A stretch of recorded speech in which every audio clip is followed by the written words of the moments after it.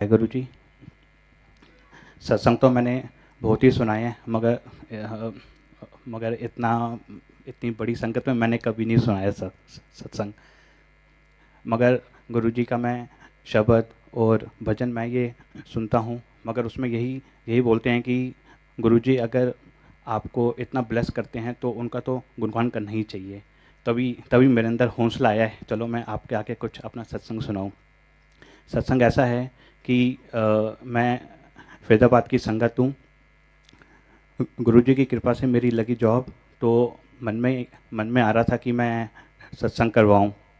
मगर if and buts आ रहे थे कि मैं अपने अगर रिलेटिव्स को बुलाता हूँ तो वो कैसे करते हैं रिएक्ट, कोई किसको मानता है, कोई वो किसको मानता है। तो वो अंदर से ऐसे हो रहा था कि पता नहीं कोई मतलब रिस्पेक्ट से आए ना आए, ये थोड़ा सा ऐसे मेरे मन में हो रही थी फीलिंग। मगर मगर एक हमारी आंटी हैं, मेरी मामी हैं, यहाँ पे तो सब अंकल आंटी बोलते हैं। आंटी आई यहाँ पे और आंटी ने बोला कि मोहित, तेरी तो जॉब भी लगी है तो तू सत्संग नहीं करवाएगा क्या? मैं कहा आंटी मैं तो करवाना चाहता हूँ, मगर मैं कैसे करवाऊँ? मतलब कि घर में ही सब आसपास रहते हैं तो उनको भी तो बुलाना पड़ेगा, अगर हम नहीं बुलाएंगे तो अच्छा नहीं लगता। तो हमने सोचा चलो ठीक है, हम तो 27th डेट फाइनल हुई सत्संग की। तो वो ये सब चीज़ें गुरुजी करवा रहे हैं, हम कुछ भी नहीं कर रहे। तो बाद में पापा और मम्मी ये सब डिसाइड करते हैं कि हम लंका प्रसाद में सब्जी कौन सी रखें। मेरी वाइफ बोलती हम ना 2 या 3 रखें। मैंने 2-3 रखेंगे, मैं तो जापी भी गया हूँ, 2 ही मैंने सब्जियाँ देखी। मैंने कहा, हमने दुनिया को थोड़ा दिखाना है कि हम 3 चार बना रहे हैं, 3 चार बना रहे हैं, हमें तो भैया श्रद्धा से कर रहे हैं। तो वाइफ ने बोला कि ना गुरुजी को ना साग साग बड़ा पसंद है। तो मैं कहा हाँ, ये साग तो बड़ा पसंद है।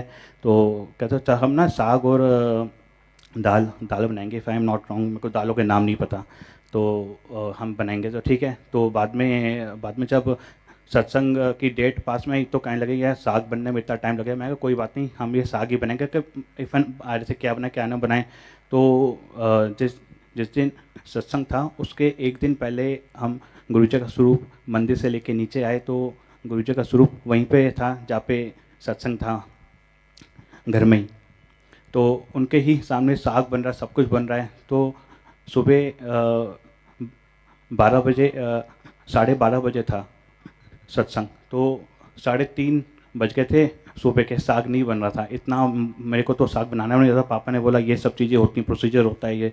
मैंने कहा कि धोना पड़ेगा, ये सब करना पड़ेगा। मैं ये तो साग रेडी रेडी हो जाएगा क्या? कि मैंने कहा पापा कहते हैं चलो हम कोशिश करते हैं। तो 3:30 4 बजे तक हम सो गए, उसको करके गैस बंद करके सो गए। फिर सुबह जल्दी जल्दी सब सब उठ गए। तो मुझे नहीं लग रहा था कि साग कैसे बनेगा।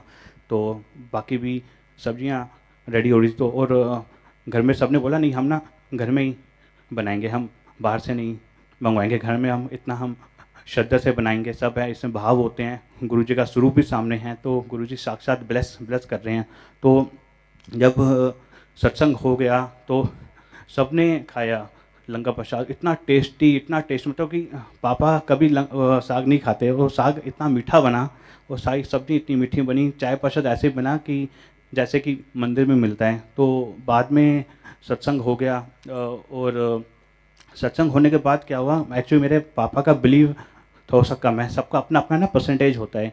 मेरा तो गुरु जी बिलीव है, पापा का थोड़ा सा कम है, मगर पापा शो नहीं करते कोई कोई भी बंदे। तो पापा के जो ना तो गुरुजी के स्वरूप के सामने जोड़े जोड़े हमने रखे थे, वो मेरी मामी को मिले हैं। वो गुरुजी ना खुद ही पहनते थे, और मैट भी है जो जिसमें गुरुजी चलते थे। मैं गुरुजी के चरणों में चूमता रहूं। मैं कहा ये तो बहुत ब्लेस है, अच्छा अच्छा लग रहा है। तो जब सत्संग हो गया तो बाद में क्या हुआ, संगत सब चली गई। तो पापा ने मुझसे पूछा कि मोहित ये जो हमने गुरुजी का एक ना वो सिंहासन बनाया था हमने, सोफे के नीचे कौन से जोड़े पड़े हुए थे, वो वो कौन सी संगत लेके आई थी? मैंने कहा वो तो हम तो एक ही जोड़ा लेके आए थे जो कि गुरुजी के स्वरूप के सामने था। और अगर बाई चांस कोई अगर संगत लेके भी आती है तो जिसके घर में सत्संग हो रहा है उससे वो पूछेगी कि हम ये वहाँ पे रखें कि नहीं रखें। मगर पापा के मन में इफ एंड बट्स चल रहे। मैंने कहा पापा गुरुजी कहते हैं लॉजिक छोड़ दो। तो मैंने बोला तो ठीक है। फिर भी जो गुरुजी की बहुत पुरानी संगत थी यहाँ पे, तो नया पुराना कुछ नहीं कह रहा, मगर बताने के लिए मैं कह रहा हूँ कि हमने उनसे वो पूछा, मैंने ही पूछा इनफैक्ट, तो कहते हैं हम तो कोई नहीं लेके आए। तो पापा के सोचो, पापा के जिनका परसेंटेज थोड़ा कम था, पापा के आंसू आंसू निकल रहे हैं पापा के, लिटरली। कि पापा कहते हैं ये तो गुरुजी आए थे, मतलब कि पापा कहते हैं कि मेरे को नहीं पता कि ये सॉरी पापा कहते हैं कि मैं मेरी आंखें धोखा नहीं खाएंगी। जो जोड़े थे, जोड़े सोफे के नीचे पड़े थे। तो मैंने पापा से पूछा पापा आपको कैसे दिखाई दिया, हमने तो पूरा सोफ़ा ढका हुआ था। पापा कहते हैं सोफ़ा ऐसे ढका हुआ था, ऐसे ढका हुआ था, मैं साइड में बैठा था, साइड से नीचे से मेरे को दिख रहे थे। और मेरे माइंड में ये आ रहा है कि ये कौन सी संगत आई है लाई है, ये तो और भी अच्छे जोड़े हैं, ये तो सूरज के सामने सामने होने चाहिए थे। जोड़े रंग के थे, गोल्डन और सिल्वर रंग के जोड़े थे। पापा कहते ये तो बहुत ही अच्छे जोड़े हैं। तो मैंने बोला पापा ये तो ऐसे तो कोई भी संगत, लेकिन ये सबसे आगे तो मैं बैठा था, मेरी मेरी मम्मी बैठी थी, और भी संगत बैठी थी, किसी ने वहाँ पे रखे नहीं वहाँ पे जोड़े। तो पापा के आंसू निकल आए, कहते हैं ये तो चमत्कार हो गया, मतलब कि गुरुजी साक्षात आए। और ये मेरे मेरे मन में ये था कि मतलब कि गुरुजी आते हैं अपने क्या नाम है सत्संग में आते हैं, मगर इतना बड़ा दर्शन देके गए, साक्षात आए। और पापा ने ही बाद में ये चीज़ बोली मेरे को कि क्या नाम है गुरुजी आए, गुरुजी ने अपने जोड़े वहाँ पे रखे, फिर अपने ना सिंहासन में आके बैठे। तो और जो सिंहासन के ना जोड़े थोड़े से हमने ऊपर की तरफ रखे हुए थे, किसी के हाथ वहाँ तक नहीं गए, क्योंकि कोई संगत आती किसी को पता है किसी को नहीं पता कि कैसे करना है, तो वो जोड़े में हाथ नहीं लगाए, मगर फिर भी जोड़े हल्के से टेढ़े टेढ़े हुए थे।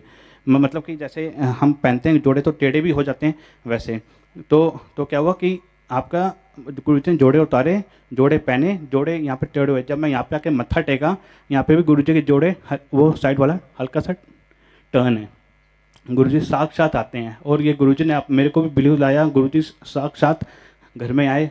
और मैं तो सब ये कहते हैं कि ये गुरुजी ने हमारा कल्याण कर दिया। मैंने कहा गुरुजी ने हमारा कल्याण नहीं किया, गुरुजी ने पूरा पूरा फरीदाबाद का कल्याण कर दिया, दिल्ली एनसीआर का कल्याण।